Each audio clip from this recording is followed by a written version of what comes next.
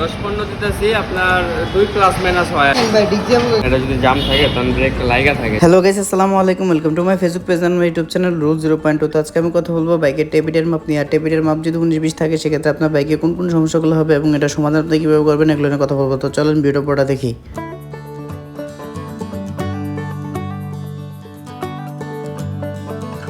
টেপিটের মাপ একটা বাইকের জন্য খুবই ইম্পর্টেন্ট একটা বিষয়। যদি আপনার কোনো কারণে টেপিটের মাপে ঝামেলা হয় সেক্ষেত্রে সবচেয়ে বড় যে সমস্যা পড়বেন সেটা হচ্ছে আপনার বাইকের ইঞ্জিনের সাউন্ড সমস্যা হবে। তো টেপিটের মাপ যদি কোনো কারণে আপনি কম দিয়ে দেন সেক্ষেত্রে কিন্তু ইঞ্জিনের শক্তিটা যে থাকবে ওটা একটু কম থাকবে এবং ইঞ্জিনের সাউন্ডটা থাকবে একটু অস্বাভাবিক এবং আপনার বাইকের ইঞ্জিনের সাউন্ড পুরোপুরি বাজে মনে হবে আপনার, আর বাইকটা তেলও খাবে বেশি। আবার যদি আপনি কোনো কারণে টেপিটের মাপ বেশি দিয়ে দেন সেক্ষেত্রে কিন্তু আপনার বাইকের কম্প্রেসার থাকবে না, গাড়ি রানিং অবস্থায় বন্ধ হয়ে যাবে এবং আপনার ইঞ্জিনে প্রচুর হিট হয়ে যাবে তাড়াতাড়ি। সেক্ষেত্রে অবশ্যই আপনাকে টেপিটের যে নির্দিষ্ট মাপ কোম্পানি যেটা দিয়ে দিছে ওইটি অনুযায়ী রাখতে হবে।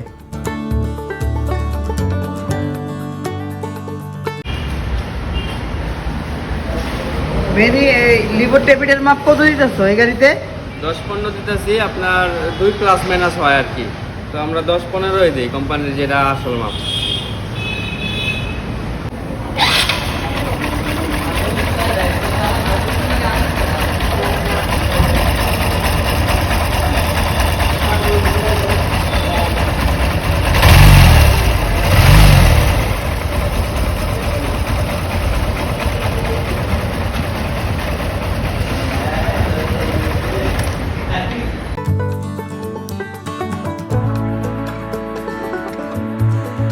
নর্মালি যখন আপনার জেনারেল সার্ভিসে আসবেন 4000 কিলো পর পর কিংবা 4 মাস পর পর, তখন আপনার বাইকের টেপিটের মাপটা আপনি অ্যাডজাস্ট করে নেবেন। যদি কোনো কারণে 19-20 থাকে সেক্ষেত্রে অবশ্যই সমাধান করে নেবেন, কারণ টেপিটের মাপের উপর ডিপেন্ড করে আপনার বাইকটা কতটুকু স্মুথলি চলবে, কতটুকু ভালো সার্ভিস আপনাকে দেবে। চিন্তা করবেন যে আপনার বাইকটা যদি আপনি ভালো সার্ভিস পেতে চান সেক্ষেত্রে অবশ্যই আপনার বাইকটাকে আপনাকে ভালো মেনটেন্স দিতে হবে, ভালো মেনটেন্সে রাখতে হবে। সেক্ষেত্রে কখনোই আপনার বাইক আপনাকে ভোগান্তি স্বীকার করবেন না। আর যদি আপনি হেলাফেলা করেন, আপনার বাইকের মেনটেন্স সার্ভিসগুলো আপনি সঠিকভাবে না নেন, সঠিকভাবে প্লাগের ক্লিয়ারেন্স, বেল্ট ক্লিয়ারেন্স, টেপিট ক্লিয়ারেন্স এগুলো সঠিক যদি না রাখেন সেক্ষেত্রে কিন্তু আপনার রাস্তায় বিপদের সম্মুখীন হইতে হবে।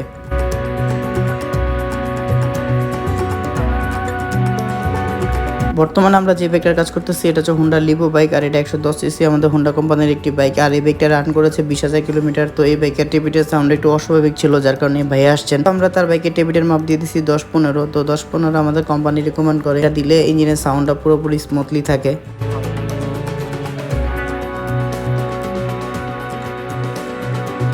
পেজে এত পরিমাণ সার্ভিসের ভিডিও দিছি যে এখন সার্ভিসের কোনো কন্টেন্ট আমি খুঁজে পাই না, যার কারণে মোটো ব্লগিং করতেছি। তো পরবর্তীতে আপনারা কোন ধরনের ভিডিও দেখতে চান বা কোন বিষয়ের উপরে ভিডিও জানতে চান আমাকে কমেন্টসের মাধ্যমে জানান, আমি চেষ্টা করবো ওই ধরনের ভিডিও দিয়ে আপনাদের পাশে থাকার জন্য। আর আমি রিসেন্টলি মোটো ব্লগিং শুরু করছি, আমার ভিডিওগুলো কেমন হয় এবং আপনারা এই মোটো ব্লগিং পছন্দ করেন কিনা কমেন্টসের মাধ্যমে জানাবেন। আপনাদের সাপোর্ট পাইলে আমি আরো সামনের দিকে এগিয়ে যেতে পারবো। তো সবাই ভালো থাকবেন, এই পর্যন্ত দেখা হবে পরবর্তী নতুন কোনো ভিডিওতে, নতুন কোনো ব্লগে। আসসালামু আলাইকুম।